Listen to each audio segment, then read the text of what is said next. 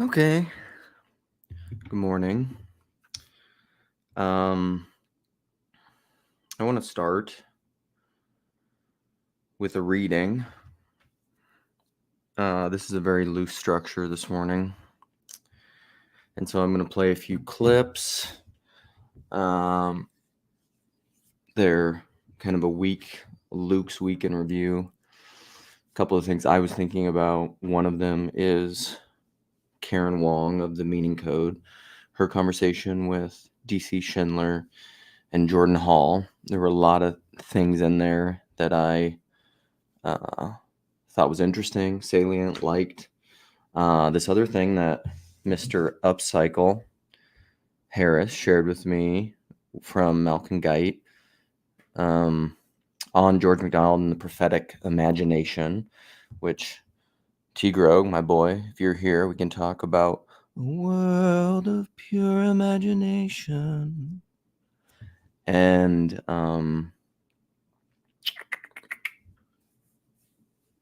yeah.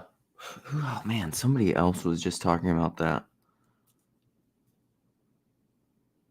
The imagination is a fantastic conversation. And then I'm going to play a couple clips because Malcolm Guite, I just think of these things fractally connected, mentioned the unconscious. I don't know, there were a bunch of great quotes in there. Some of them are MacDonald quotes. Some of them are riffs on MacDonald quotes. Some of the things are stuff that Malcolm Guite has learned from George MacDonald. And obviously it's tied to the poetic, and that conversation is really fantastic. No shade on Karen and DC Schindler and Jordan Hall, but if you're going to watch, in my opinion, watch the Malcolm Guite, because it's just more fundamental. And I guess maybe that's part of what I think it's related to this. So I'm going to start off with surprise, surprise, little big. And I'm going to read a section on infundibulum. And if you look up infundibulum, if you just Google it, it's like I don't know, it's a medical term, which that's another great conversation. I think it's on what's the name of their podcast? On I'm blanking on everyone's. I can see his face. Michael Moore. But on the medicalization of the current world, which is huge. Who is he? The sophiologist, whatever. So that's great. But yeah, Infundibular. Let's start off with that, and then let's play some clips. Let's get to rolling. Let's see where we go. So this is a section, I believe. What's up, Ron? I believe I've read Tayo. Hey, buddy. This section before on a live stream. I don't remember, but it's relatively short, I think. Page and a half ish. No, 2 pages. All right, here we go. So, and I don't know how to say these words, so forgive me. Nereids, dryads, sylphs, and salamanders is how Paracelsus divides them, Dr. Bramble said. Should I go back a little bit? Yeah, let's go back. I'll go back. Start a little earlier. Rewind. Paracelsus is of the opinion, Dr. Bramble told the Theophysis. Listen, don't hear any word and just shut off your brain either. Just listen, let it flow. This is like this will relate later to Malcolm Guite, and one of the quotes that I did in that conversation, that he said, more than anyone else, George MacDonald is good at transforming your consciousness so that it really can change. It can change the world that you live in to be a completely new world, a world of enchantment, a world of pure imagination, perhaps. It's what I like so much about Terrence Malick too. That's what he does in his films. It's what good art actually does, is it transforms. You can maybe think of it as like metamorphosizes it allows your consciousness to repent, perhaps. You know, transformation is growth. You know, so and transforming your consciousness so that you see things differently, so that then you can act differently in the world because you have different salience and values. It could almost be like a change of religion, perhaps. It could be conversion. It could be salvation. It's all the whatever, same stuff. All right. So don't lock down on a word and get myopic and shut off your consciousness. Let it flow over you. Hey, Peter, you're welcome, buddy. Here we go. So Paracelsus is of the opinion, Dr. Bramble told the Theosophists, that the universe is crowded with powers, spirits, who are not quite immaterial, whatever that means or meant, perhaps made of some finer, less tangible stuff than the ordinary world. Like ether, maybe black matter. They fill up the air and the water and so on. They surround us on every side so that at our every movement, he moved his long, fingered hand gently in the air, causing turmoil amid his pipe smoke. We displace thousands. She sat by the door out of the light of a red shaded lamp, bored or nervous or both. Her cheek was in her palm, and the lamp lit the dark down of her arms and turned it blonde. Her eyes were deep and feral, and she had a single eyebrow. That is, it extended without a break across her nose, unplucked and thick. She didn't look at him, or when she did, she didn't see him. Like, that's an insertion, Do you think about it later? That's an insertion. But, it's a break in the lecture. Nereids, dryads, sylphs, and salamanders is how Paracelsus divides them, Dr. Bramble said. That is to say, as we would express it, mermaids, elves, fairies, and goblins or imps. One class of spirit for each of the four elements. Mermaids for the water, elves for the earth, fairies for the air, goblins for the fire. It is thus that we derive the common name for all such things, elementals. Very regular and neat. Paracelsus had an orderly mind.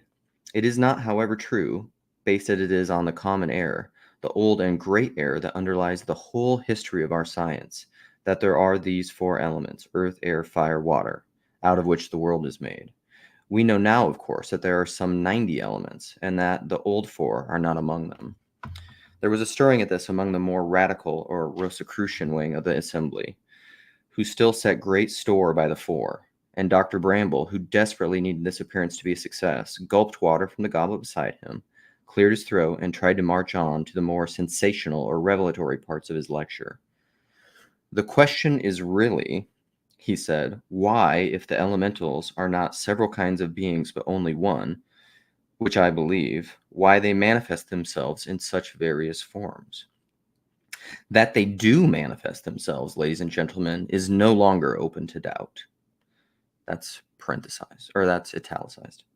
He looked meaningfully at his daughter, the previous referent, she, and many there did also. It was her experience, after all, that lent Dr. Bramble's notions what weight they had. She smiled faintly and seemed to contract beneath their gaze. What good writing.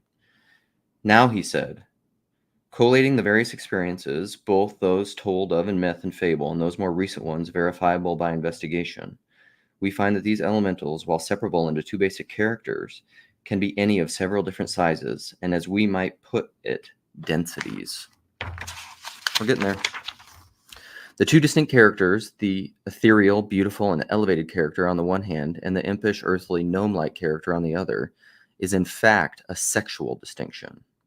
The sexes among these beings are much more distinct than among men.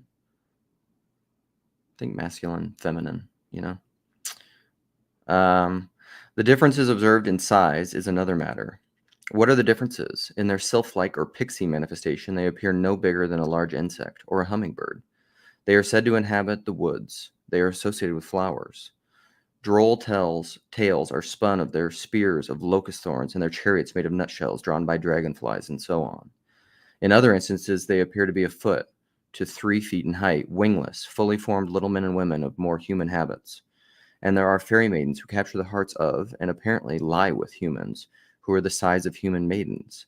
And there are fairy warriors on great steeds, banshees and pukas, and orgs who are huge, larger by far than men. What is the explanation for this? The explanation is that the world inhabited by these beings is not the world we inhabit. It is another world entirely, and it is enclosed within this one. It is, in a sense, a universal retreating mirror image of this one, with a peculiar geography I can only describe as infundibular. He paused for effect. I mean by this that the other world is composed of a series of concentric rings, which as one penetrates deeper into the other world, grow larger. The further you go, the bigger it gets. The further you go in, the smaller, the bigger. And I also say, think of this in terms of the final battle, C.S. Lewis, Chronicles of Narnia, the little tiny shed at the end, which people go in and opens up into essentially the foyer of heaven. All right. So the further you go, the bigger it gets. Each perimeter of this series of concentricities encloses a larger world within, until at the center point it is infinite, or at least very, very large. He drank water again. As always, when he began to explain it all, it began to leak away from him. The perfect clarity of it, the just seizable, perfect paradox of it, which sometimes rang like a bell within him, was so difficult, maybe, oh Lord, impossible to express. That sentence is just God, resonated hard. Okay, here we go. Sorry. The unmoved faces before him waited. We men, you see, inhabit what is in fact the vastest outermost circle of the converse infundibulum, which is the other world. Paracelsus is right. Our every movement is accompanied by those beings, but we fail to perceive them, not because they are intangible, but because out here they are too small to be seen. Around the inner perimeter of this circle, which is our daily world, are many, many ways, call them doors, by which we can enter the next smaller, that is, circle of their world. Here the inhabitants appear the size of ghost birds or errant candle flames. This is our most common experience of them, because it is only through the first perimeter that most people ever pass, if at all. The next innermost perimeter is smaller and thus has fewer doors. It is therefore less likely anyone would step through by chance. There the inhabitants will appear fairy children or little people. George MacDonald reference, Lilith. A manifestation correspondingly less often observed, and so on further within. The vast inner circles, where they grow to full size, are so tiny that we step completely over them constantly in our daily lives without knowing we do so, and never enter there at all. Though it may be that in the old heroic age, access there was easier, and so we have many tales of deeds done there. And lastly, the vastest circle, the infinity, the center point, fairy, ladies and gentlemen, where the heroes ride across endless landscapes and sail sea beyond sea, and there is no end to possibility. Why, that circle is so tiny it has no door at all. He sat spent. So that's basically the section from Little Bit. And okay, what do I want to say about this? That sentence, this is how I feel. It's so great. What does he say? As always, when he began to explain it all, it began to leak away from him. The perfect clarity of it, the just seizable, perfect paradox of it, which sometimes rang like a bell within him, was so difficult, maybe, oh Lord, impossible to express. Whew! God, this book is amazing. It's really good. And it's really good. Okay. This is going to connect all this stuff. It's really good, not because... And I've said this forever too. When it comes to books, it's a big reason why I stopped reading nonfiction, because Tom Waits, there is no such thing as nonfiction. The people who know aren't talking, and the people who don't have a clue won't shut up, won't stop writing nonfiction books. And then I feel like Will Hunting in his first meeting with Robin Williams. Oh, that's another thing I could bring in, is that I just had that realization this week. Okay, your manic Luke is starting to come. Manic thought Luke. All these things. When he's in the office, the first time Will goes to Robin Williams' office, and he's just like, "You fucking people baffle me. Books and books. You surround yourself with all these books, and they're the wrong books." I agree very often, but whatever. They're the books you need, so maybe they are the books. So my hierarchy of books is fiction, and it's high quality fiction, obviously. And then fiction, maybe poetry, maybe myth, but just really good fiction because it transforms your consciousness. I think it is so much more effective because it's so much more fundamental. Because and this is going to resonate exactly with the Malcolm Guite conversation about George MacDonald and the fantastic imagination, and the Cormac McCarthy quote, which I need to edit into my comment on that video, because. And you can think about it from an evolutionary biology scientific perspective. The unconscious is so much older than the conscious. That's Cormac McCarthy's point in this video. And so, like, when you can play and think of unconscious as right brain, left brain. I mean, I think that maps. Your right brain is more of your subconscious, whatever. Maybe the word is subconscious, but unconscious. It includes the conscious, articulable, modern Polanyi type understandings, facts and logic. Facts and logic is left brain, and that is within, maybe in an infundibular way.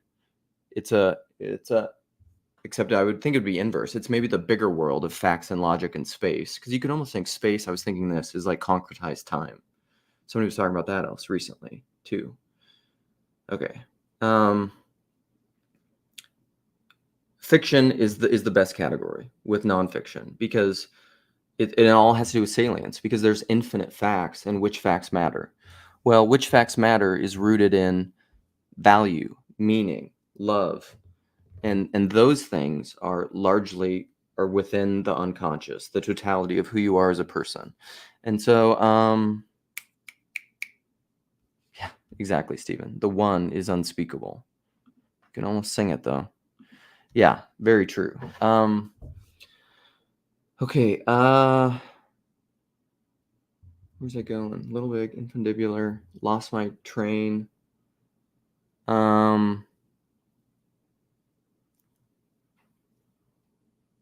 So, yeah. All right, I might just have to go playing videos. I had something else I was just going to bring in, but I forgot what it was. Somebody remind me of what I was talking about before I lost my own train. There were too many pieces. I need to write it down automatically.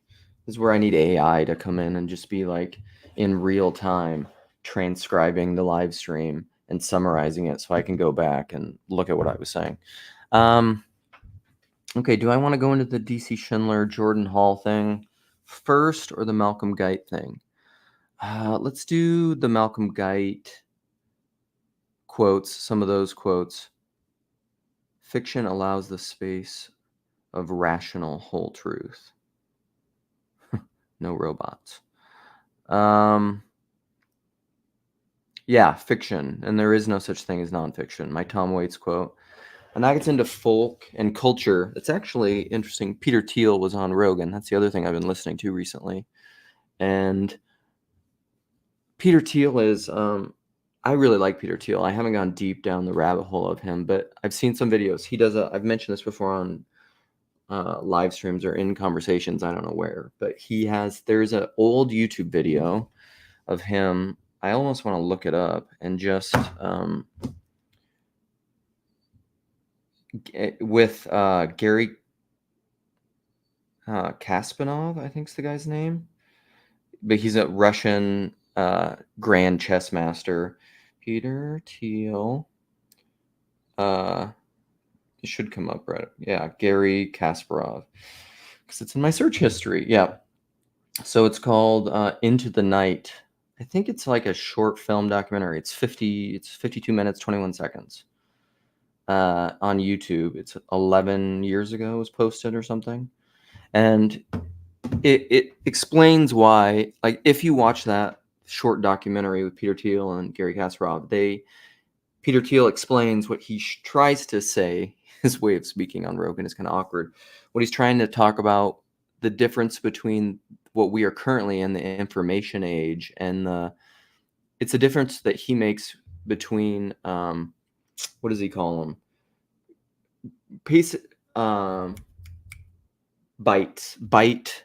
type technology and space type technology, because he would argue that we've been in a period of not progress but stagnation, where the only innovation we're doing is informational tech innovation, and we're not really doing spatial transformation. He's like, trains aren't getting faster, space technology is not really improving a little bit. I think Elon Musk and some people are trying to do that some, which gets into this thing that I want to talk about, is like interiority. Where is salvation? Is it found within, or is it found without, or is that a false dichotomy? And is like Eric Weinstein, and we need to get to space. We need the space age. Like, that's where our salvation is. We got to get off this planet. We're gonna die. Is that the truth? Is salvation going to be found in our technology and our ability to get off the planet? Which this isn't like saying we shouldn't do that. I mean, hell if I know. Or is it connected to this interior infundibular journey of, it's this false dichotomy of inside and outside, and looking within and looking without. And I don't know how to quite get at that with religion and morality, but a lot of that has to do with, so Peter Thiel, that video is huge with understanding Peter Thiel and how he understands technological innovation, and he thinks we're in a period of stagnation. And then he's also hugely influenced by René Girard. He actually studied under René Girard when René Girard was still at Stanford. He was one of his biggest influences. So René Girard and mimetic desire is huge when it comes to Thiel. And so I think Thiel really understands a lot of moral and ethical issues at a much deeper level than most people understand them, because it's rooted in mimesis and imitation, which is really rooted more fundamentally in love and faith. So through Girard, which he gets at, I mean, Girard discovered this through essentially studying motifs in literature. Girard was one of those kind of polymath, hard to describe people, because like he was technically a literature professor, but he was such a genius that he saw these patterns within literature and then expanded his whole theories of mimesis and religious violence, and that's one of the ideas. I can't remember who they talked about. Durkhoff. I was just listening to that this morning. Is they were talking about in Peter Thiel Rogan episode of what came first, politics or religion. And he said there's two camps. I can't remember the two camps that he said, but I agree with Peter Thiel that religion is first and politics arose out of religion, which is why I think most modern religion in America is just Christian politics. I mean, it's just modern American politics just came out of Christian religion, and that's all rooted in Girardian things. And violence, the origin of religious violence, which is rooted in the scapegoat mechanism, which is all Girardian stuff. All right, so I'm all over the place. Let's go. Take it easy. And then before I play the Malcolm Guite thing, one more idea is, so this is related to the idea I sent. So to my boy Rod, I sent a video the other day, because this is something that we've talked about, which is this C.S. Lewis video. And I think this is true. I don't know. I really want your guys' opinions on this, either in the comments or we can talk about it later, whatever, for those of you that are listening. But I watched this other video it's just a C.S. Lewis lecture, actually. And the title of it, and I mentioned this in a video, it's like, don't tell anyone in advance about what you're going to do, essentially. And I can't remember, it's like a 50-minute lecture. But he essentially says, like, Rogan has spoken about this recently, and a lot of this has to do with his idea of the muse, and it's almost like Peter Thiel said this at the very beginning, like within the first couple minutes of that podcast, probably within the first 5 minutes, is he said something very succinctly. He said, people often confuse talking about something with doing something, with action. And this is very related to TLC things, is because this medium and StreamYard, YouTube, whatever, it allows for a lot of conversations. It allows for a lot of thinky-talky. It talks about a lot of talking about things, which I think for some people, probably people that are contrarians and external processors and very open, like in their big 5 personality trait, open to experience, intellectual stuff. They think they need abstract ideas, abstract processing a lot. Like that's just kind of the way that they are constituted. I think I like that better than wired, the way that they're constituted. I think it, like Jordan Peterson said this once in a lecture, sometimes talking and thinking is very like it's chicken and eggy, which came first. Like some people have to talk to think. And this is related a little bit to, I think, oral culture and even long form conversations, podcasts versus the written word. There's a kind of the written word, right? Socrates' lament of the written word that I love to quote is like, it will make you forget. And this is my Samuel Johnson quote that I love, is memory is the purveyor of reason.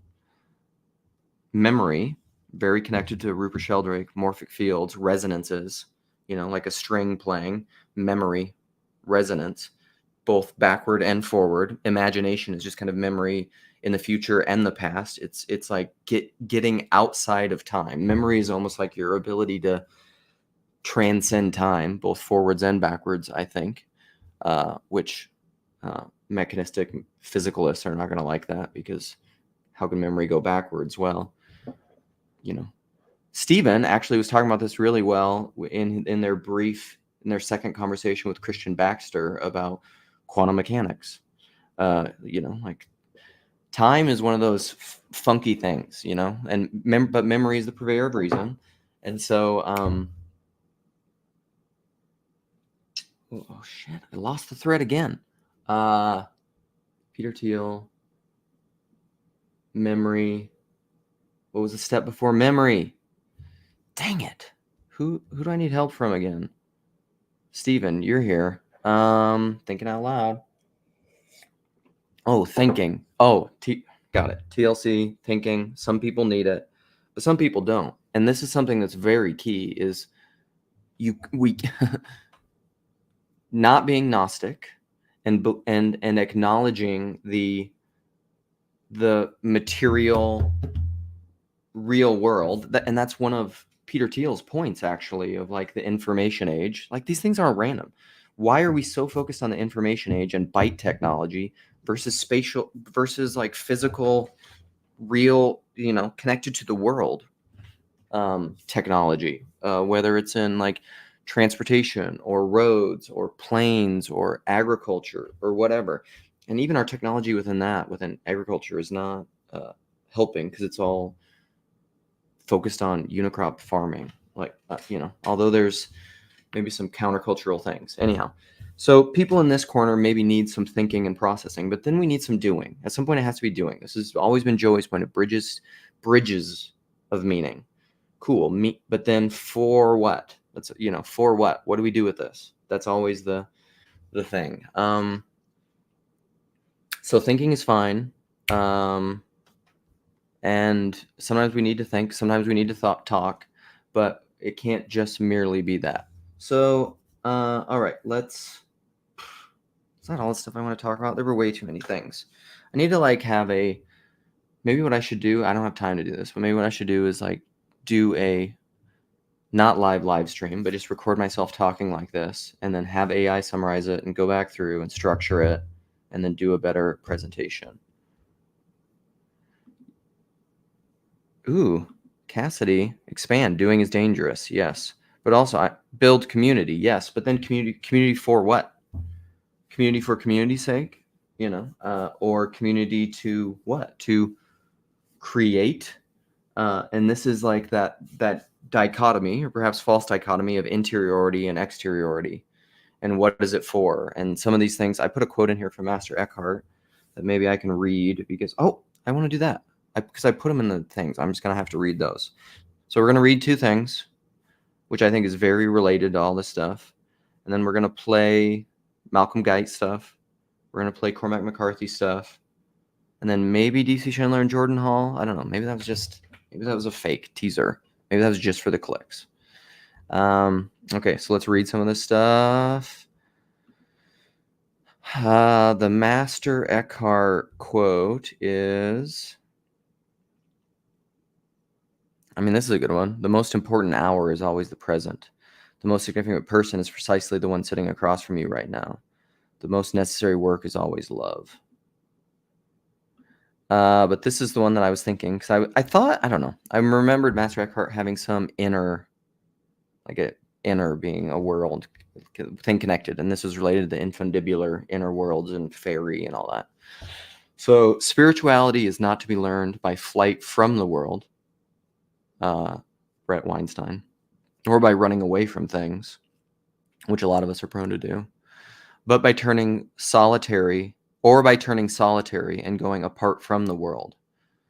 Rather, we must learn an inner solitude, wherever or with whomever we may be. We must learn to penetrate things and find God there. What a great quote.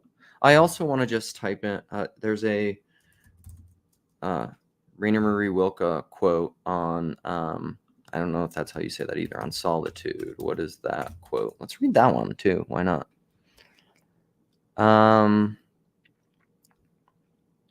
On Solitude, I think it's this.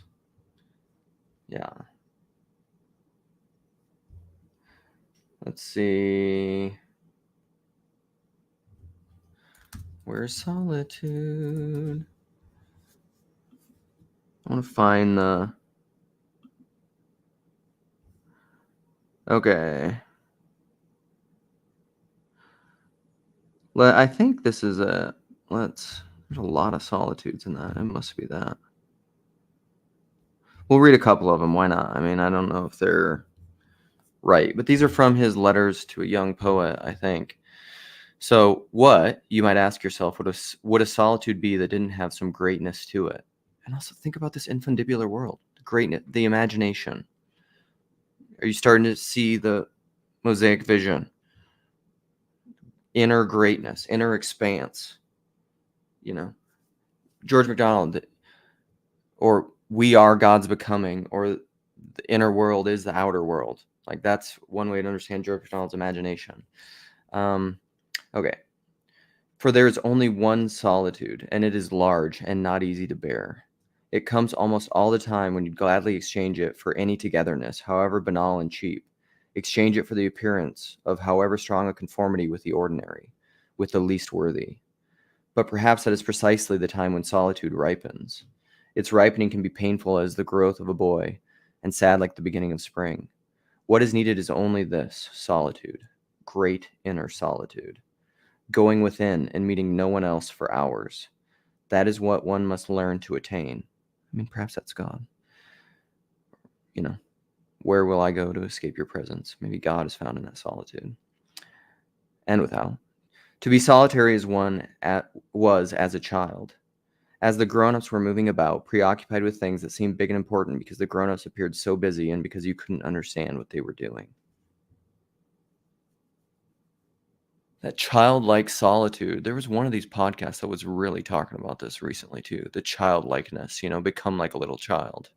Everyone should be quiet near a little stream and listen. Don't let your solitude obscure the presence of something within it that wants to emerge. Precisely this presence will help your solitude expand. People are drawn to the easy and to the easiest side of the easy. But it is clear that we must hold ourselves to the difficult, as is true for everything alive. Everything in nature grows and defends itself in its own way against all opposition, straining from within and at any price to become distinctly itself. It is good to be solitary because solitude is difficult, and that a thing is difficult must be even more of a reason for us to undertake it. That's like my wife's quote. That I will support you in whatever way you want to torture yourself. Okay, I'm putting in the live stream where I was reading that from. Okay, let's now read one other thing. Now I discovered this actually through, is it ARC? Whatever Jordan Peterson's ARC thing is. But there was this poet there, this presenter, and you can actually see his presentation of, maybe, I don't know, he maybe doesn't do this poem song there, but it is, this poem is just, I don't know, it just hits me hard. It's really, really good. But it's Joshua Ryan, no, there's too many, there's Joshua Ryan Butler, this is Joshua Luke Smith. Anyhow, I think but he has this song called Lucretius. It's a song, it's a poem, whatever. It's so good. Can I just play it? Can you do that without copyright stuff? Let's do that. Let's do that instead. It'll be better having him present it than me. I mean, right? Because I won't do it like he does it. Sorry for I didn't have this queued up. Joshua Luke Smith Lucretius. It's real good. So this is, let's have him do this one live. Okay, I'm gonna share. My bad. I'm not ready. Let's do this. Share screen. Okay. Here we go. We're gonna have ads.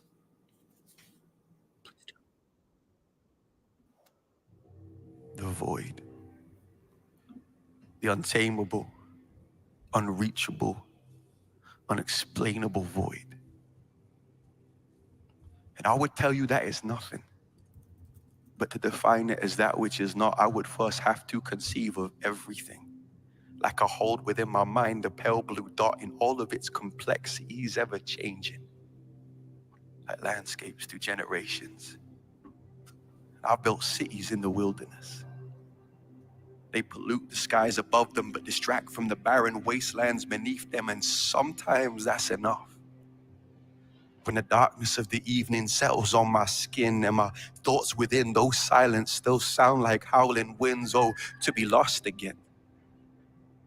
This earth that seems so wide is but the shore that breaks, a cosmic tide where in 1 second, a beam of light travels 186,000 miles and yet it fails to reach me.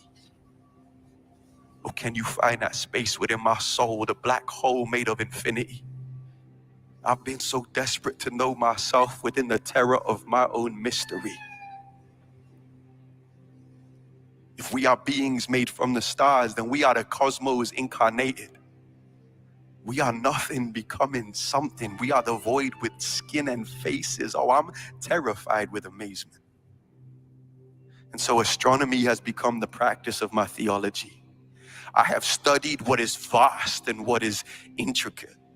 And I have found no man looks to the stars to hold them in his palm, but to face space and find his place within the landscape of the infinite. So bring me the heretics and pagans. I read the holy book from Genesis to Revelation and found God through Carl Sagan. It's as if the more we try to explain him, the more we tame him. I have as much interest in a God that fits in boxes and upon pages as I do lions inside of cages. Let what is wild remain wild.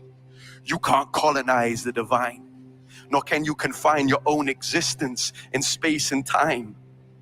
We look up at stars that died yet still shine through night skies, and ain't it the same with our own lives? We are here in the sense of our essence, but our absence is as real as our presence. And space isn't filled with nothing but the past lingering in the present. Oh, face the darkness and tell me what you see. Tell me there isn't beauty and more color than you've ever seen. When I surrendered to the void, the blackness of my shame and grief, I found out what I feared the most had the power to make me free. When I surrendered to the void, the blackness of my shame and grief, I found out what I feared the most had the power to make me free. God, I love that. Man, that's like just, yeah. His presentation of it is wonderful, beautiful, glorious, fantastic. And it's so related to this. It's the void. Is the void fairy? Is the void contradiction? Is the void the kingdom of God is within you? Receive with meekness the implanted word, which is able to save your souls.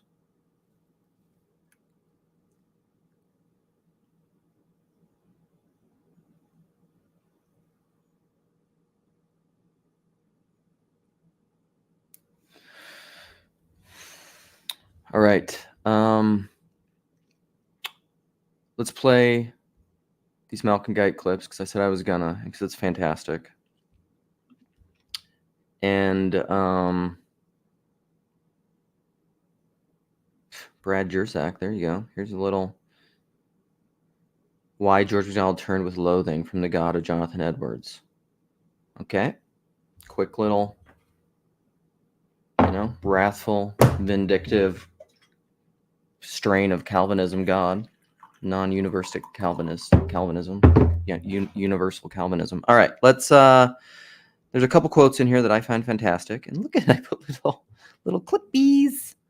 So let's do that. Let's just play a couple of these and then I'll open this up because that's what you're supposed to do with life. Not so much to convey a meaning as to wake a meaning. And that's okay, let's go back. The more things it will mean. It is there. The true. We got to get back to where he's starting this thing. I mean, that's the point I wanted to make. A genuine work of art, this is key, must mean many things. The truer it is, its art, the more things it will mean. It is there not so much to convey a meaning as, wait for the big verb, not so much to convey a meaning as to wake a meaning. Okay. There's so much in that.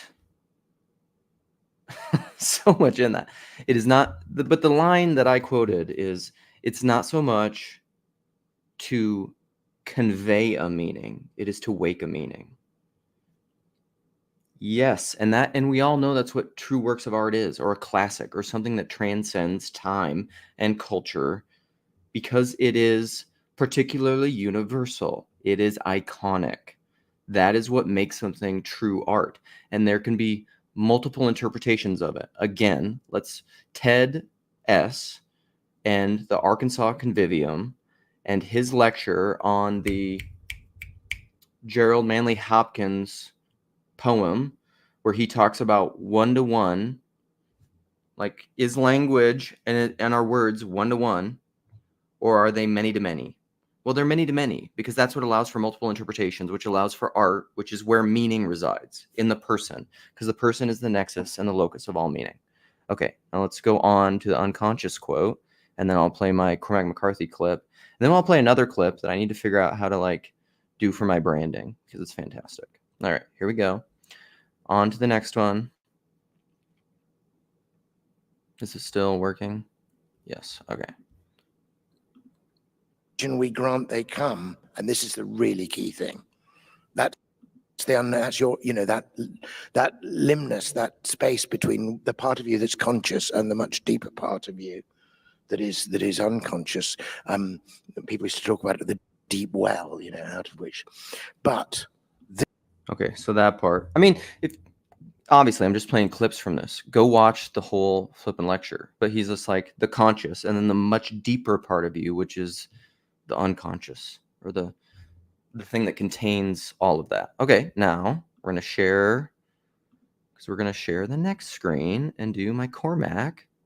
Because, I mean, what would this be without a these are all my clips. So, listen, I think you can you search other people's clips? I think you can. But I make clips of awesome things. So, if you're just curious, go find some awesome clips of things that I find clippable. I probably should some of them probably don't stand the test of time and I should go back and get rid of them. But some of them, like this one, I've come back to. That's another measure of value. I've come back to this clip, I don't know, 20 times. It's fantastic. Okay, is this working? Yes, let's go. Here we go. Cormac McCarthy.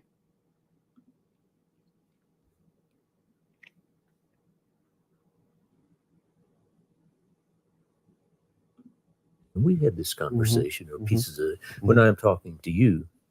I don't know what I'm going to say next. I know what the subject is. And I have a vague sense, but I'm going to say something, and it will be in a coherent sentence that I will say, and you will understand.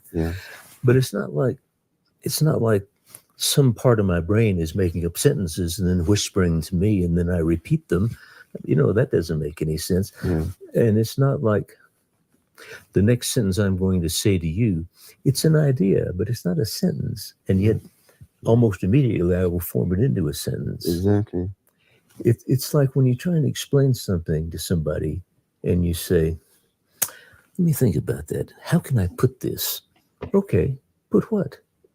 What's the this that you're trying to put? You're trying to put it in words, but you don't have them yet. But the idea is there, but it's not, the idea exists independently of language. And we had this conversation. So the idea exists independently of language, at least articulable language. This is Polanyi's point of modernist assumptions of language, and that they're information or they are facts. But there's pre-verbal, Owen Barfield, Saving the Appearances, where he breaks it down. This is one of those things I go back to over and over and over. And I think I said in my first conversation with Paul Vanderklay, I'm almost certain it's in there. If you find it's on Grail Country. PVK didn't post it for some reason, so it's entitled like the conversation PVK didn't want you to see. But it's my first talk with him back from 2018, I think. And I was talking about Owen Barfield, Saving the Appearances, and I was like, if you want to understand propositionally, if you want like the best book that I know of propositionally to explain the meaning crisis in consciousness and perception, it's Owen Barfield, Saving the Appearances. And that's basically where I've gotten a lot of my ideas, like iconic knowing and all those things. And he talks about four stages of they're not stages, four parts, four levels maybe of perception. He has figurations, he has alpha thinking, he has figurations, alpha thinking, beta thinking. Maybe that's only three. See, I need to revisit. But figurations is almost like a pre-verbal thing. And it's almost like that solitude, oneness, childlike wonder, or like a baby. Like when a baby is becoming aware of things. They become aware of things that it's pre-verbal. It becomes so quickly verbal. Or it's at least, it's in the universal language, maybe, that we all know. The thing behind the thing of all our words. The true thing, the meaning. Who knows? All right. So, and then there's a lot. So what I'll just say, okay, I'll open this up, look at comments, and then I'll just say the thing about Karen and DC's conversation.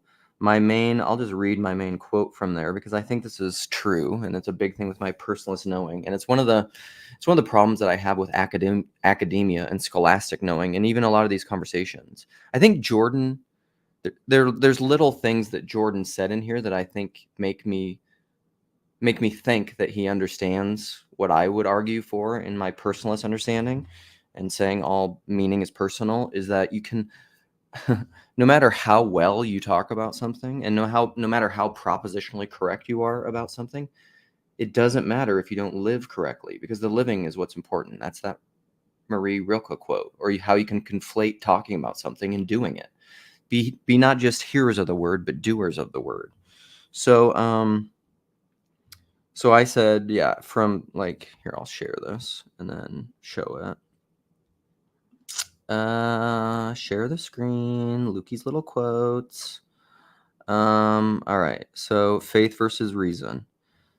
Faith is always personal. It must be. Reason can be divorced from a person, or we sometimes think we can. 1 Corinthians 8, proper knowledge, knowing as you are known. We need to root our knowledge in persons, not abstracted ideas, principles. This is like one of my spicy tweets. I tweeted something this week, although I don't want to become that active on Twitter, where I said the road to hell is paved with first principles. And then Karen came back and said something about that too. There is no ultimate principle. There is an ultimate person, Christ, the only existent one, and Christ in me, the white stone name. This is part of my problem with the principle first, academic only, talking about approach to knowledge with facts. Is you can be, even the demons believe in Shudder. You can be right about every fact in the universe and not be a good person.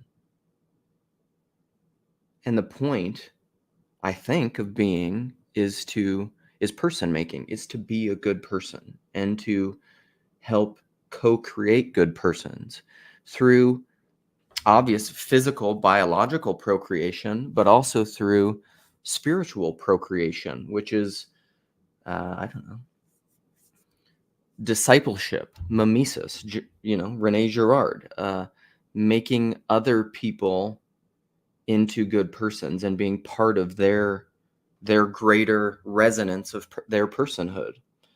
All right, I'm gonna look at some comments. We sent out that line and we got a Neil. We got a fish. Good morning, sir. You Can got hear me okay? Yeah, I can. You were, but like right away you had like it's maybe your gain or I don't know the technical terms turned up. There's like a little staticky sound behind you, but it's all right. Still there? Yeah, it's just like a little thing, but it's fine. You're perfectly loud, so it's okay. Yeah, perfectly loud. Okay, I'll try to speak quietly or forever hold my peace. No, you're good. Yeah. What's up, buddy? You touched on, often we change the topic so quickly from whatever you started with, and so I actually wrote down a few notes. I could talk all day about the imagination. That's a fascinating one. Surrender to the void. That's struck me. Don't talk about what you want to do. Got a lot of good personal experience with that. Yeah, I've heard you talk about that before, actually. Yeah. Which maybe, I want to hear what Cal has to say too, but maybe that would be a good place to be, because that's a further place that we could double click on in my mosaic vision, because I'm so relationally oriented. Like that's part of when I say I self-identify emotionally as a woman, that everything is, I like ideas, but almost equally, but I always say like the relationship is fundamental to me, and I think that's true, because that's one of the ideas that I like talking about the most is psychology and psychoanalysis and therapy and those kinds of things, because of how much it relates to having proper relationship. Is I only like the ideas that are about, and that's like, I'll talk about relational ontology, right? Like that's one of those things you can be completely right about. Like that's what I was thinking during that Karen Wong stream or a lot of these people, or Vervaeke can talk about relational ontology all the time, but they talk about it really academically. And I'm like, okay, that's great. Maybe you're right about all of that. But like that's 1 Corinthians 8, but it doesn't matter. 1 Corinthians 13, but it doesn't matter if you don't love. It doesn't matter. Yeah, that was I think my frustration with that conversation was similar, but in a slightly different vein, in that they're always talking about, I don't know, it's this reversion back to physics to talk about God. So they were talking about particles of like an atom, and then a proton, and then a quark, and then there's something below it. And that's what my comment was, is like, what's underneath that? Quarks. Yeah. What's behind quarks? Perception. What's behind perception? A perceiver. Yeah. Yeah. So talking about imagination, I want to give you why I think video games are such a good way of understanding the understanding relational knowing. Okay. Let's say, but Cal, Cal joins. So you got somewhere you want to go, Cal? Yeah. I had a couple questions. One, the first is bedhead allowed on this stream? Obviously. That's the first. But mine is more severe than yours. So with that caveat, it's still allowed? Yeah, no, get in here with it. Also, I thought get blown away by the majesty of this also I saw unintentional pompadour. I saw Cal's face before I let him in here because I'm not letting any people use names of people I know come on here to flash your peni. Correct. That's Yeah. exactly right, and that's been known to happen multiple times. It's happened a couple. But yeah, the other thing I was going to ask was, we were talking about PBK talking about relational ontology, but in this very academic, almost dissecting way that seems like uncomfortably at odds with what relational ontology is supposed to be, or what it's supposed to describe, insofar as it can ever be described by any academic label. Right. But you said, but what is it if you don't love? But it seems to me that putting love into action is actually a strong point of PBK, and something that he's familiar with doing. And I know you know that as well. So I guess my question is, what did you mean by that specific critique? Because it's almost like it's almost like a failure. Keep going. We got a leg. It's almost like a failure to like reflexively build back into your theory of relational ontology the necessity of like the operation of love. I guess what you're saying is like almost from an intellectual standpoint, you're not seeing that reflected enough or in some way in the discussion, you're not seeing love reflected enough. What did you mean? So so it's not so much about PBK, the conversation, because PBK, I think, does both of these things. He has, which was why I've always praised, which is why I actually think the TLC is connected to PBK, not Jordan Peterson or the Peterson sphere. And this is part of my problem with Christian, what I call Christian YouTube versus TLC, and the academic versus the really relational, because that's probably my biggest critique of academia and scholastic reasoning, is it's divorced from relationship, and it's divorced from I don't think it's actually person-centric. I think it's principle-first-centric. And so I was talking about the Karen Wong, DC Schindler. Yeah, did you say the road to hell is paved with first principles? Yeah. That triggered some part of me that I thought was dead, but it's still alive, and it got triggered and killed again. It triggered a lot of people, I'm sure. That's like why it's so funny how these different mediums are different, because I always made people so much more angry on Twitter back in my Twitter days, probably in my pre-TLC days, because in writing, I say just harsher, meaner things like that, like they just piss people off. But so my point was from the Jordan Hall, because this is what I was thinking. Like, even go all the way back to, I made that video about Nathan Jacobs a little bit, where I put Nathan Jacobs on blast, where I'm like, we probably agree, like on paper, we probably agree on 99.5% of philosophical and theological things, or like most of what I've seen of everything that he says. I'm like, you're right. But the way you're talking about it, and the way you're setting up your podcast, and the way that you're doing all this, I think is wrong. Because it's the difference between TLC and, because I guess this is what I'd say is like, even Karen is not, I don't know. I wouldn't say that Karen isn't part of TLC. She is, but she's, in my opinion, she's a little bit on the periphery of it. Like, to me, the center of TLC is PBK, and then it's people like really, it's like Chad and me and people doing these live streams talking to like really the randos of the randos. People completely without status, essentially, that nobody cares about, that aren't going to get clicks. Like, Jordan Hall is smart. All these tech people like him. DC Schindler is an academic who's like spoken lectures internationally at all these places in the world. That's playing this secret, like hidden game of prioritizing principles and facts and logic and scholasticism and reason. And you can be right about everything that you're saying propositionally, and the spirit is wrong. Can I steel man what you're saying, Luke? See if this matches. So there's an unspoken assumption, it's just like the water we swim in, that if you are to start any sort of intellectual or creative endeavor, that primarily that intellectual or creative endeavor has to be about the ideas, and it has to be provocative because no one's going to care unless you're doing something different than the norm. But fundamentally, it's about the ideas. It's like intellectually, creatively, what does that individual have to bear? So it's not, in effect, communal.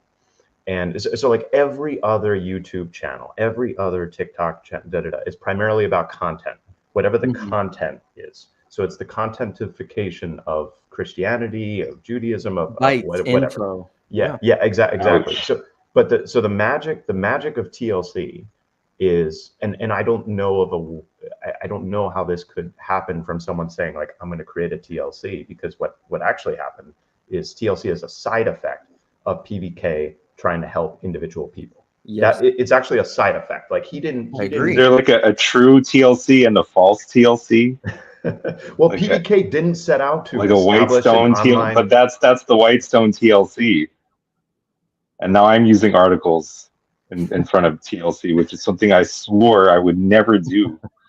Can I quote something that seems appropriate? Like Howard Storm, he dies. He has like one of the longest, most intense near-death experiences, which is a weird moniker.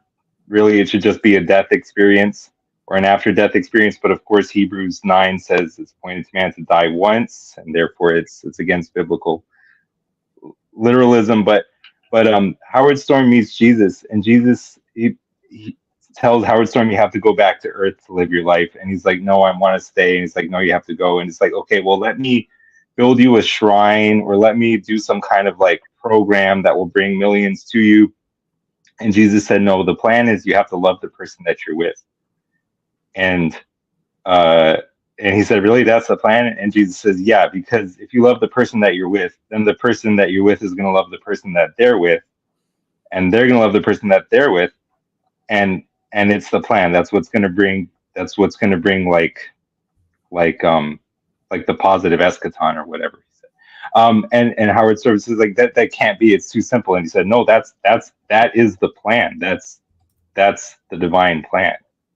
So it's like there's something kind of bottom up that the real spirit of this is reflected in, but arguably like what PVK is tempted to do, maybe almost in his false self or intellect or ego, is like he wants to scale it.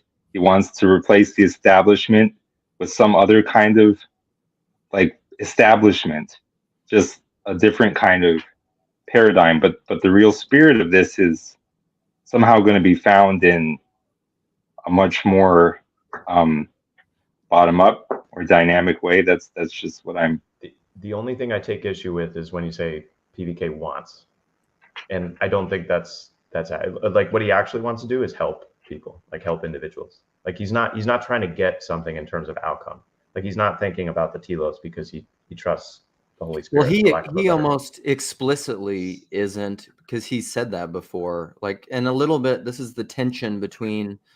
Maybe he's just talking to higher profile people just because he thinks it will increase the reach of his message. No, but he says constantly that he's very hesitant to talk to high profile people. He almost doesn't do that. He could with a lot of people, but he often doesn't because that's one. I want to hear what Nick has to say, but just to clarify with that, I actually do think that PVK does the opposite of that. He will occasionally, but it takes, I think, a lot of different points of confirmation or stimulus to get him to talk to somebody who's a little bit more high profile outside of Vervaeke and Peugeot, but that's just kind of been the way that it's emerged. Because this is true. I think this is what's true of proper bodies versus institutions. It is that emanation emergence thing, but it is a very slow ferment. They build organically and they grow slowly, and they can't, because it's what Neil said earlier.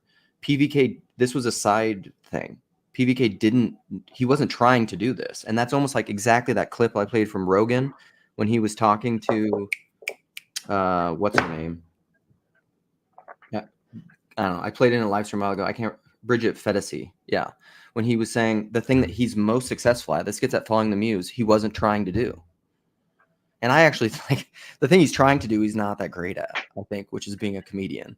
The thing that he's best at is the is the podcasting, and he wasn't Is trying. there a thing which PBK is analogously trying to do? Because you hear me now like as an accuser. I'm trying to steel man the accusations to trying to get clear on what is it that he's being critiqued on or indicted for specifically. And that's what I would ask, but I know that Nick is here, so I know that Nick has input. Well, I think there are people that are trying to build things that they shouldn't be. But anyhow, Nick, yeah. But he did try to do something. I don't think he was planning of it growing like this. But he understands now that it has happened, what's going on, and he likes it. Yeah. And he doesn't want to lose it. So I see two patterns, Cal. I see PDK acting basically as a bridge, in that if there are certain ideas or if there are certain ideas that he feels the corner is not properly processing, then he tries to bring in those people. Like Malcolm and Simone is a perfect example of that. Like Malcolm and Simone triggered a lot of people in this space, but he thought their ideas. Oh, now I remember whom you're talking about. Yeah. I still don't have categories for really what I saw when I saw that. Yeah. Actually, I sort of do, and I can sort of understand where they're coming from. It's very similar to where I was when I was first stepping into real faith. I think that, but not that I can even really claim to possess it now, but Jesus says, Jesus says that, if you have faith the size of a mustard seed and it grows into something really huge. And so it can be in my satanic self, I want to place limits on how far they can go in terms of real faith. But if I'm mindful of where I was when I started, then I realized that this can just be like the fake left brain confabulation labels they slap on stuff that they don't really understand, at least not in their intellect, but which in their heart is germinating and which is growing into something real. But yeah, that was, sorry. I just had a reaction to that. I saw it and I kind of like forgot like that it happened. Like I repressed it out of my memory, but it came. Yeah. Back. Sorry, I said two patterns real quick. So one was he's bringing in new ideas that he finds compelling or interesting that he would like the corner to also process. But the second is that he brings in other people from the corner such that, so you gotta, the way I think about this is in powers of 10. So you have roughly 10 channels that are downstream, that are like the major channels downstream of PVK. So Luke is one, Chad's one, Grim, etc. down the list, right? And then about a power of 10 down from that, you have about 100 active people who participate on live streams and things fairly regularly. So that's all of us on the screen right now. And then a power of 10 down from that, you have about 1,000 people who are aware of the broader community around PBK and the TLC and either comment or at least lurk and do something. And then downstream from that, you have about 10,000 people who follow PBK in some capacity, but are not more aware of the broader TLC.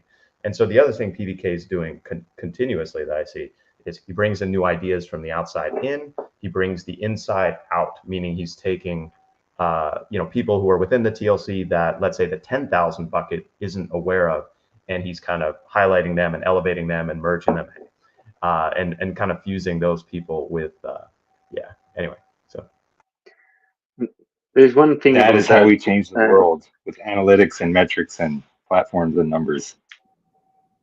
Amen. Okay, Nick, and then I hear Cassidy. Yeah. Did you have something, Nick? It might be a little loud right now. We've got an air fryer going. We got a baby babbling. So maybe I'll wait for a second. There is a bit of a division between the YouTube world and the Discord world. There are some people that never go into Discord, and there are some people who stay a lot in Discord and don't go into YouTube much. And another thing is that I think right now PBK is the only source of new blood into the body. that's one of the big things that PBK is doing that I don't see happening nowhere else. Well, in little parts, but the big influx of people comes from there. From PBK. Yeah. Yeah, because everything's downstream from him. Like I'm almost, well, yeah, a huge percentage of them. I don't know the analytics of this, but like Cal, I know like you were familiar with PBK, but your intro into the TLC was through Randos United, which is technically downstream of PBK. No, it was you. It was you. I knew about Yeah. Jordan Peterson. I knew about PBK from Jordan Peterson. I didn't really care for PBK's analysis. I saw you talking about universalism and this kind of Taoism influenced Christianity. That really resonated with where I was at. So I came on, wanted to talk to you. PBK I had known about, but I don't think that's actually the typical pattern. But who cares about the typical pattern? Yeah. Go ahead, Nick. But you found Luke through PBK? No. I found him through searching like universalism videos, Christian universalism videos on YouTube. But I think Cal's a little, to your point though, Nick, I think Cal's a little bit of an anomaly. If I had to guess, if you really looked at all the statistics, most of the people like Neil or whatever, Neil, I think your first time of breaking the fourth wall was on one of my live streams, but you got to my live stream through PBK. I think that's the more normal pattern that you're talking about, Nick. Yeah, that's right. But there is another thing besides the pattern, and that's the spirit of PBK. Yeah. I think the reason we can talk like this, why a bunch of randos can come together and it doesn't always end up in some strange fight, is because we have learned a way of being through looking at PBK do his thing. I don't know if, let's say, some YouTuber or some Twitch streamer, a lot of them do make Discords. I don't know if you could get something anywhere near this from one of those. Is PBK a morphic field? Yeah. Is he a principality or a principle that everyone in this field inherits by entering the space? I think he's more like a gardener, and he's bringing in new plants into the garden, and he lets us sort out how we welcome those new plants into the garden. But what if one has never spoken to him personally, or even personally felt the hand, or been seen by the gardener? If we're pursuing this analogy uncomfortably far, I've never spoken to BBK, but I think do I nonetheless inherit his spirit by being in his space? I think probably yes, right? Get some capacity. That spirit from Luke. If you watch Luke's streams, you can get that spirit from him. Is that how morphic fields work, Luke? You're the expert. Well, no. I think so. I mean, I always think of morphic fields in terms of Sheldrake's illustrations of them, which I think are like even his definition of them, which is basically a morphe, a form manifests through these fields of essentially habit that transcends space and time. Like that's the idea of what a morphic field is. And so one of the illustrations I like to use, which I think is very pertinent to TLC and its emergent patterns of consciousness in human beings, I think is when he talks about, well, and maybe I think about this because being trained in chemistry, but it's like when a chemist forms a crystal, a new crystalline structure is formed for the first time, it really resists formation. It doesn't want to come into being because there's no resonance for it. There's no memory of it. But then once that crystal is formed, once that habit has been initiated, the formation of that crystal technically within time is faster and faster because there's a memory of it. And so it starts to compound resonance and get stronger and stronger and stronger, to whereas something like salt is like everywhere. That crystalline form is everywhere. Like there's a deep, deep memory of it within the, the history of our world. Or and I think what happened with TLC, and I don't know, this is where we talk about kind of perhaps the novelty and I don't know, the unique kind of specialness of TLC that some people like to dunk on and say it's not that special, the people that think it's more cult-like. But there's so many counterexamples of why it's not cult-like, because, and one of the examples but like this pattern, I think, is novel, and I think it's due to this technology. It's an emergence out of the literal. We're emerging out of the literal, which, like, someone said that recently, or I retweeted Ethan.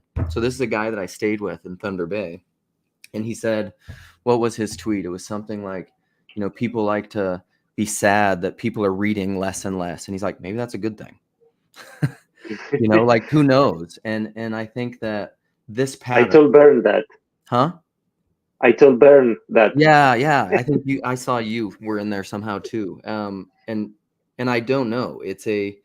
But this pattern. Yeah, Socrates wasn't reading anything, right? And yet we're all supposed to read Socrates, but we're not aware of that.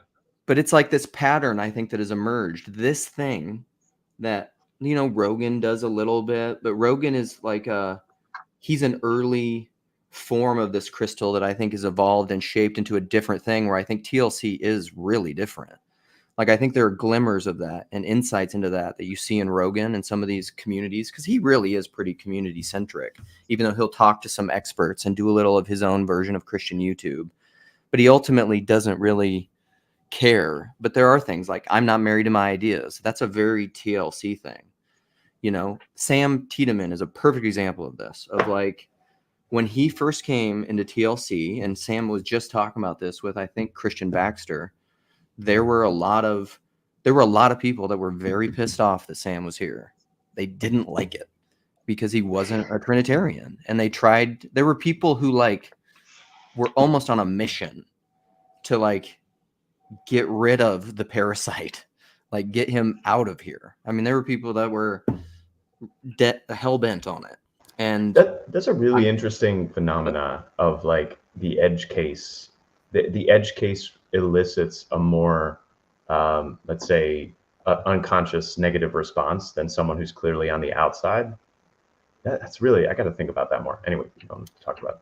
Yeah. So but like what TLC has become, though, and this is why it's not cult-like. I think Sam is a perfect example of why it's not a cult, because Sam is a central part of TLC, and it's not ideological, especially, at least not along the Trinitarian line. So like, what is the cult-like ideological thing that we're protecting? Like MJ's my greatest critic of this thing, who probably watched this, and he often says, it's hard for me to even, I don't know, I need to practice more in Steelman MJ, because that's the very thing. I think he would say that our cult-like thing is that we are so relationally focused. And then at the end of the day, and as much as I understand him, it's like, well, I think he's a principle first thing. I think he wants to put truth first and principle first and rationality first versus the relationships. And I'm like, well, that's just where we fundamentally disagree. Well, that's where our sacred is, Luke. Like if you come on here and if you come on here not in good faith, we pick up on that right away. The community picks up on it right away, or pretty quickly. There are trickier characters in this space, but I would say that that is the sacred of the TLC. Is it too extreme to say that if our focus is like relationality in this really true sense, this really ultimate sense, like the ultimate relationality? Because like relationality, like Indra's Web says, relationships have priority over relata, but wait, you can't have relationships without relata. Like there's a dialectical question where to really see the true relationality, you're always like pushing further and deeper. So if we're really about that, then I guess my question is, do we even have an opposite? Is there someone who can come in and have the opposite spirit to such a degree that we would shun him? And I think if the answer is yes, then we fail. So I think there's something about, if not the actual spirit of what we may be doing, then like the true spirit behind that spirit toward which we should aspire, where there shouldn't be one that is like, say, well, he's so non-relational in his outlook that he's anathema to us, because can there be someone really in bad faith? Can there be someone whose deepest motivation is not actually Godward and in good faith? Yeah. So the person who wants to win, the person who always wants to win, that's that person. Like zero sum versus. What is the good? What is the truth that he sees when he's orienting? Is it just the truth of his own worth, and that the trauma in his life has made it hard for him to see? And like some kind of vulnerable narcissist, he doesn't even acknowledge consciously that he's insecure, but he acts it out, in some Jungian way where that becomes his fate. Even that, I wonder if that's the highest good that they can see, the fact of their own worth, that they have to demonstrate over and against what the world has impressed upon them. But even then, see, I think that there's something intellectually true, something true about reality that they apprehend and that they want to fight for when they come in with a spirit of, like, say, emphasizing deduction over this kind of deep relationality that Luke was talking about when Luke was talking about the morphic fields, where the relationality of reality is built into its fabric, like as its kind of ultimate, conductive or accepting medium. And that's my sense. That's my sense, because I know I had that spirit when I was younger. And I don't think I was just totally in bad faith and totally in the place of vulnerable narcissism. Although when you are in sin to the degree that I was when I was younger, it's impossible for that not to be part of your motivations to some very significant degree, which it was in my case. But I think even then there was a truth that I saw about reality itself, about what you would call, however unfashionably in this circle, it's objectivity or its mind independence. Reality in a way that it seems dialectical to me has features of both radical subjectivity and like objectivity or mind independence, in a way that you go in circles all day ouroborically trying to wrap your mind around. Anyway, so I'm talking too much, but that's just my 2 cents. I sometimes think the emphasis on like weeding out the bad faith actors is sort of silly because at the end of the day, it's like my judgment is my judgment. It might be right, it might be flawed, but the whole point of facing someone who we perceive in bad faith should be how I act versus how they act. I can't make them change anything. And that's why I like this space, because I think it opens up the door where if someone is acting in bad faith, or if someone is perceived to be acting in bad faith, it opens up a place where you can really try and practice what that means to do that well. And there's a place of like redemption where we've given so many grace to so many people over the years who come in and create chaos. And like, yeah, maybe they get a timeout, or maybe they get, sent to the forum or something, but there's that space where we constantly get to repeat and learn, okay, it's not about what they're going to do, it's about what I'm going to do. And that's why I think whatever estuary is a trust exercise more than an idea building function. It's like learning how to trust other people in this space where we're having these conversations that mean a lot to us. Yeah, it sounds like you're turning the tables and you're seeing their own infinite worth as a person. You're loving them to the extent that you successfully do those things. And it's interesting because our ultimate moral example whom we follow is Jesus of Nazareth, but he's a moral example whom, based on the stories we have about him, it's easy to see him as someone who he throws out the money changers. He speaks truth to power. He calls out the Pharisees on their hypocrisy.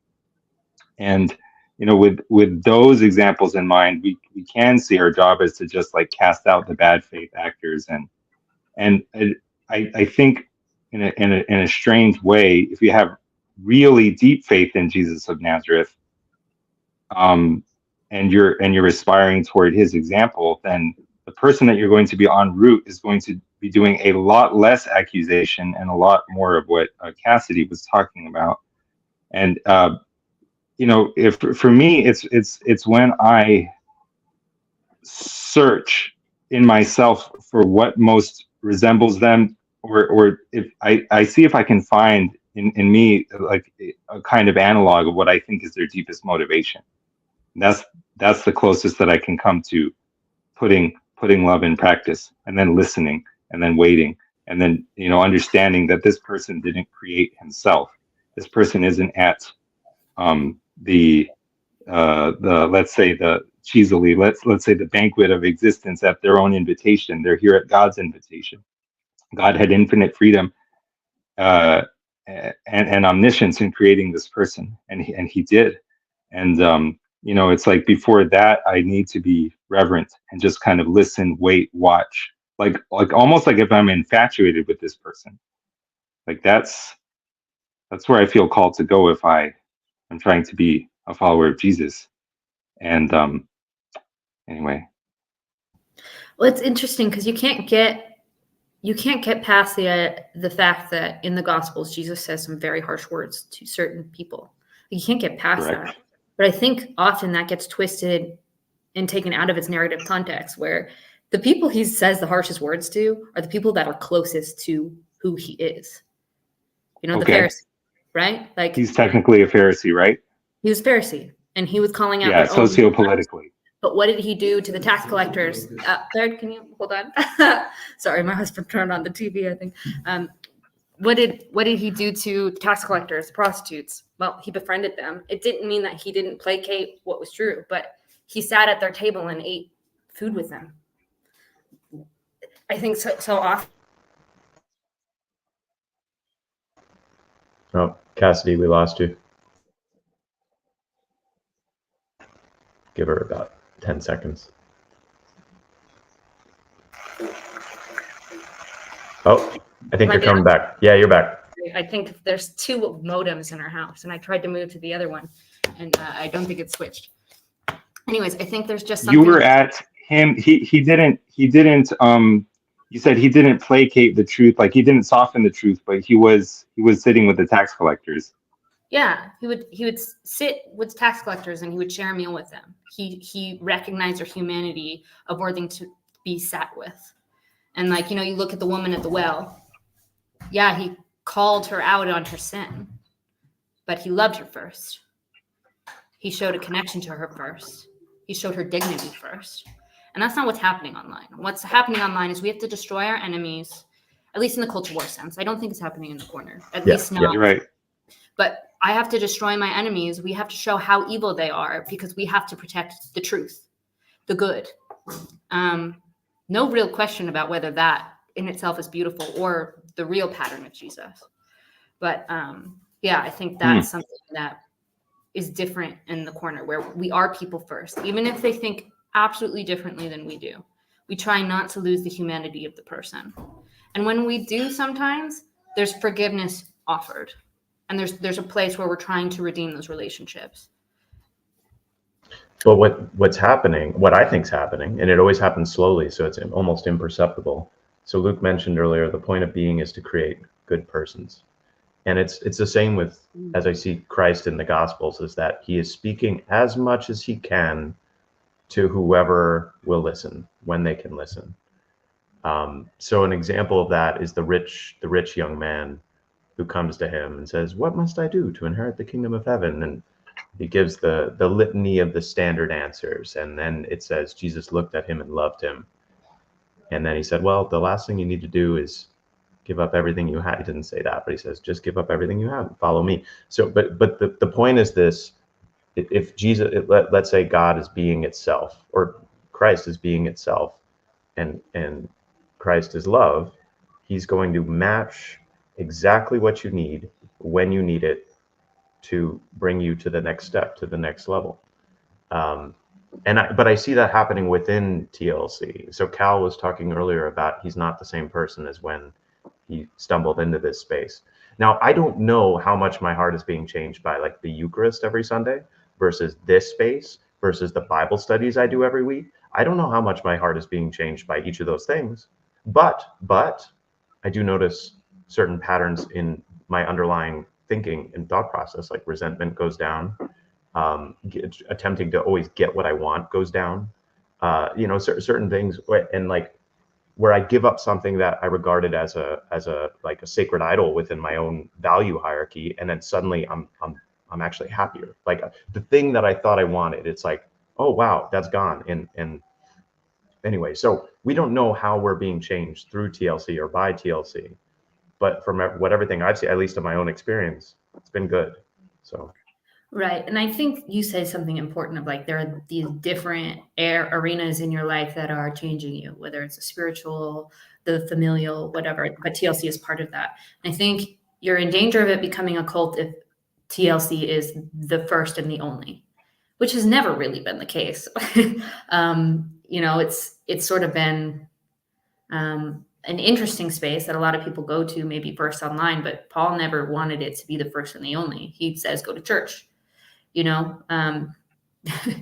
you have questions, try, like, I'm not your pastor. You can't be a pastor online. You got to find somebody who's local. Like these things inherently break that pattern of it being a cult. It would be cultish if Paul's like, okay, you have to pay a paywall to get in to be part of these rando groups, and you can't talk about it with your family and friends. If they dislike it, you have to cut them off or bring them in. Like that is cult behavior. Well, on the cultish temptation, I've thought about this in relation to the non-physicality of this space, because you got to think, okay, a cult's about controlling behavior. And I mean, I suppose you could do it through mind control, right? If we're truly a virtual space and we mind control people to think a certain way. But that in the history of cults, that seems to be insufficient. You tend to need proximity, and you need other people around who are reinforcing the appropriate ways to act and behave. I think actually the virtual world is becoming more real in terms of, so what I mean by more real, I mean in terms of like changing how people act and influencing how they behave, because of the smartphone and things like that, I think it is, but it's still, I've thought about the non-physical aspect of this potentially being one of the best things going for it, in that like it's far easier for us to live with each other because we're not living with each other. Like if you live with someone and like, yeah, anyway, what do you think of that? I think you need a hybrid model because it's good to a point, but then when you see people in real crisis, it becomes so difficult that it's not planted locally in all of these ways. And you get too far into the online, you really lose sight of what it is to have that personal. I mean, I met my husband through this, so it's not to minimize the connections you can make online and the certain ways that it can reduce conflict of sorts. But we never could have continued our relationship if we never grounded it in the reality. And that's what I think you're seeing with some of these long-term in-person estuaries, where that actual meet space quality about what we're doing here makes it so it's not just some weird internet project, and the times where I've been able to meet people who I've met on the internet, host them in my house, those have been the most kind of beautiful experiences, because it makes the thing hope for a reality. Like you can taste that sense of like, oh, this is not just some weird thing I do on the internet. This is like real, and this is something good. So I'm not anti the online estuary. I think it has its benefits, and it certainly is a great place to open the door to that. But I don't think it has a future if it doesn't plant locally. Which is why I do the festival stuff. One other topic somewhat tangentials to this, but I'm curious your perspective on this, Cassidy, and also Luke, because you've been here pretty much since the beginning. So there's this concept with any new thing, with any new fad, it's called the Gartner hype cycle, where and like every stock market bubble is like this, where you have an initial kind of like hype phase of the thing. And to me, that feels like within TLC timelines, that feels like 2018, 2019, 2020 was probably the peak of that because COVID and because it was so online. And then the hype, what happens is there's a trough of disillusionment where it's like, so the internet bubble is a case in point where like that didn't come to fruition right away. So but then what typically happens is if a company or a movement survives the trough of disillusionment, it slowly but steadily grows. And it feels like we're kind of out of that low place. I don't know, in terms of the life cycle of this space, have you noticed kind of an overall trend? It's hard to, I mean, at this point, it's sort of started to fragment a little bit. I think the hype has sort of lowered, but it's the seeds have sort of been planted, and now you're seeing different kind of plants grow, and you're getting that with the different channels that are coming around. Is that good? Is that bad? Well, probably a little bit of both. I don't know. But yeah, I don't know. What do you think, Luke? Yeah, I think that growth, well, healthy growth, I think probably happens and starts in fits a little bit. Like even if you think about a human being growing, like I think about my kids, there are definitely times and seasons which they're growing a lot. And then there's times and seasons where that kind of plateaus off for a while and then, goes back up. And then if it goes down, that's not really good. A true body, I think, should be growing consistently. But, I don't know. I don't know what's going to happen with TLC. There's been some, I don't know, breaks or siphoning off or whatever. And I think some of that's just going to be inevitable. It's kind of that, and this isn't even a criticism, but part of it is, I often think of they went out from us because they were not of us. And I don't even think of that in like a condemnatory, judgmental thing. It's just like a statement of reality. Like if somebody's not communing and resonating with this thing, they're not going to stay there. And that's, I think, perfectly fine.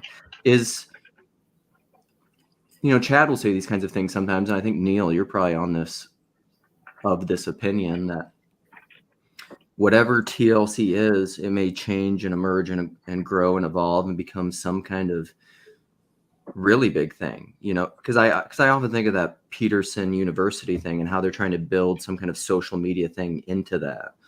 And I even think about what's happening with Rogan and comedy, and there's got to be some kind of, there has to be a communal pattern to it of real communities that are co-creating and building things together, or else it's just, I think there's only so big that something can grow if it's just merely consumption. I think that eventually is going to like fall off a cliff. Yeah, you have to have that consumption creation dynamic where like the fasting and feasting, right? So there's the times to consume, but then there's going to be times where you stop that. And I think the best way to do that is to go and create something. But that also has its dangers, right? There's all of these pitfalls that come with creation, especially when you're doing it online. And you can have the best intentions in the world and have the rosiest glasses, and the thing that you least expect hits you and takes you down in a way that you can't describe. And sometimes that taste of the danger in it can make you want to not get up and do it again. But that's where I think having a good community where you have that support helps you do that even in this space of fear. And we've created that somewhere online, but it's so helpful if you have a bit of it in person, especially if you're going out to create something. So this question from Casual Carter, can't we pull the weeds in the wheat? Wasn't that somewhere in the Bible?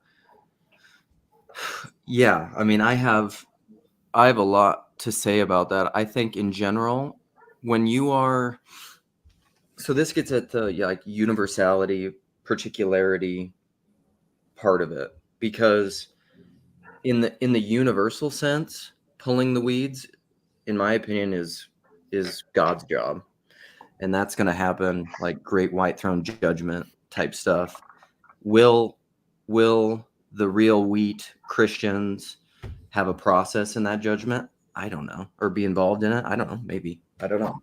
But like that's just not something I'm that concerned with, like discerning who is in and out. However, I think when it comes at the more particular, local, instantiated, non-universal expression of which the universal is an expression, like when you're trying to do something, I think then you have to pull weeds, because there are going to be people that are, for whatever reason, just they're going to be a problem toward the goal of whatever you're trying to accomplish.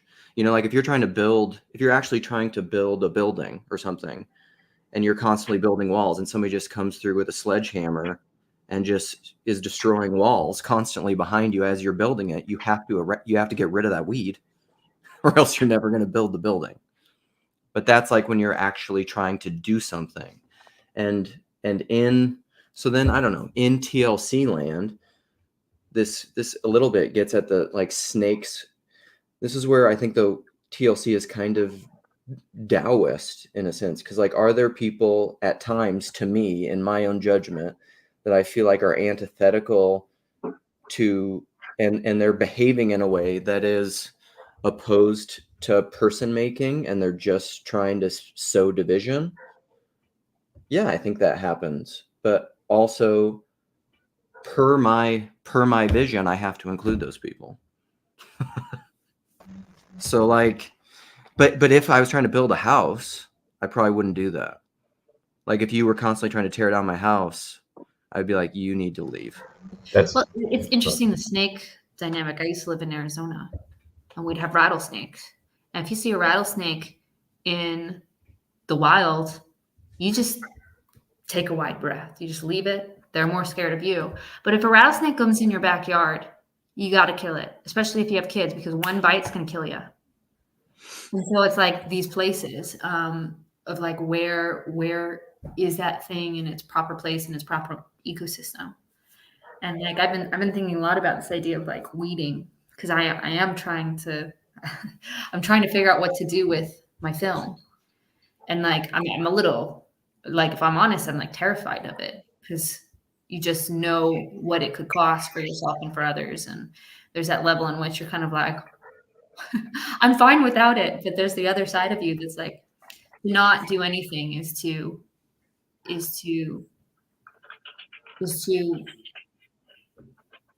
how would I say it? To not put the right value on everyone else who put their energy into it. It's not just about you anymore. And so figuring out what's the right pattern in the way, and how do you judge how much energy you have and what state your yard is in. That's not easy, especially if it does feel like you're just drowning in weeds.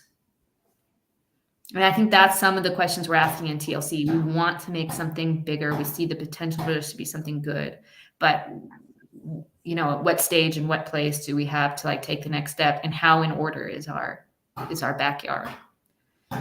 Right. And I don't think you can take, this is where like, who said this earlier? OG said,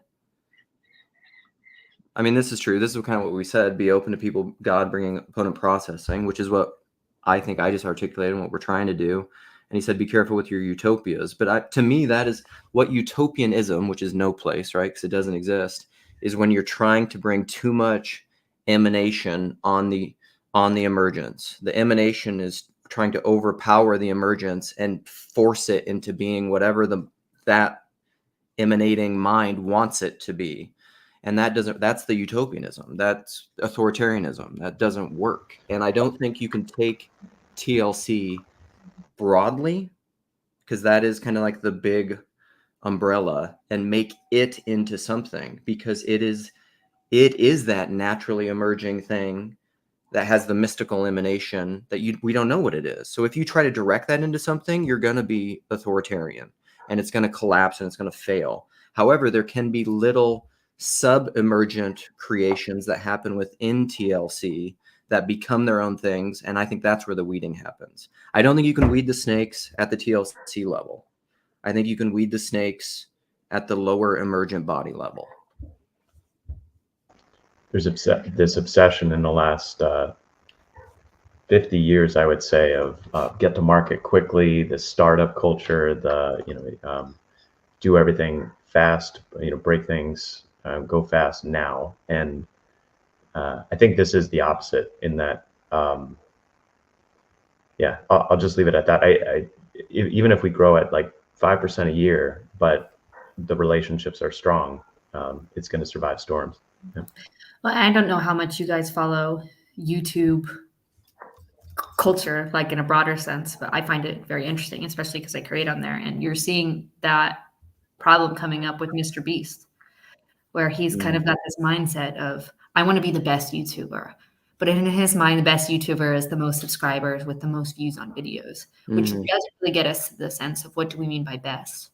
And does best automatically mean most views and most things? And so there's this sense where he's been criticizing traditional media for moving too slow. It's like, you just got to go, you just got to keep moving. And now he's kind of getting in trouble for some of the events that he's had that have a lot of injuries and some bad work environments and not safety for the contestants. So now he's having to wrestle with this idea of like, go, go, go, go.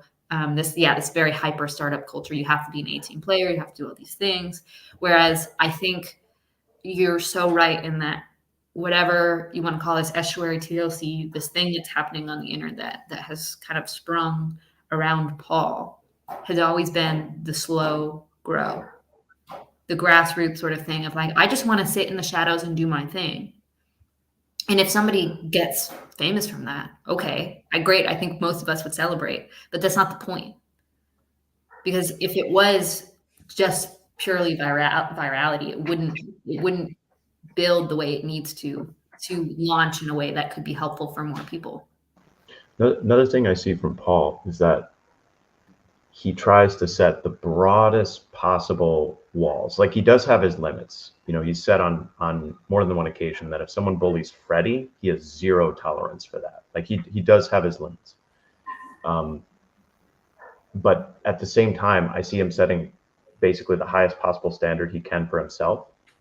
And because it's that highest possible ideal that we can, I'm not even saying that Paul is the ultimate embodiment of this ideal, but I do think he aims for it. And because we have the highest ideal that, let's say, we're aiming for as a collective and in the love and forgiveness, but we have the broadest possible tent that anyone, it's kind of like the prodigal son. I always go back to the prodigal son, but it's like, even though the younger son is probably nowhere near ready to be fully back integrated into his family, into his community, the father goes running out to him. So it's like that little seed that you can play with others. Like we're sort of, I think of that as like, come back in.